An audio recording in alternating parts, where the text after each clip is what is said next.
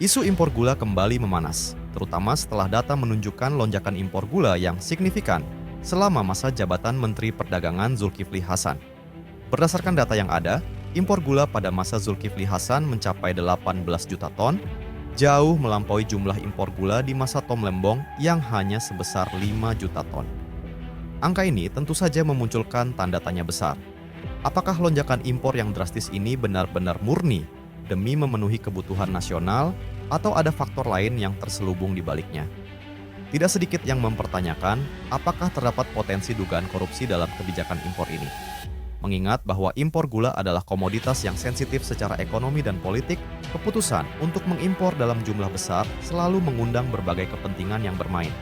Besarnya jumlah impor seringkali membuka celah bagi praktik manipulasi harga dan keuntungan besar bagi pihak-pihak tertentu. Hal ini menciptakan spekulasi bahwa mungkin ada aktor-aktor yang mendapatkan keuntungan pribadi dari kebijakan tersebut.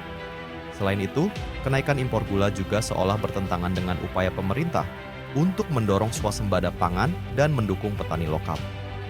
Publik tentu bertanya-tanya, mengapa pemerintah terus memperbesar impor gula padahal produksi dalam negeri justru semakin tertekan.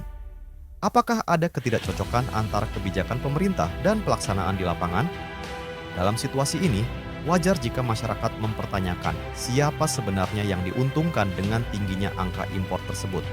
Keterlibatan pihak swasta dalam rantai distribusi gula juga sering disorot karena membuka peluang terjadinya praktik-praktik tidak sehat.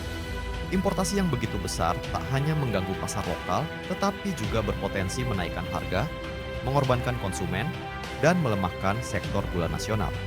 Dengan angka yang begitu mencolok, muncul kekhawatiran bahwa keputusan untuk mengimpor gula sebanyak ini bukan hanya keputusan teknis, melainkan keputusan yang dibayangi oleh kepentingan tertentu. Akan tetapi, hingga kini belum ada pembuktian konkret tentang adanya praktik korupsi dalam kebijakan ini. Namun, dalam iklim pemerintahan yang semakin transparan, publik tentu berharap akan ada investigasi lebih dalam.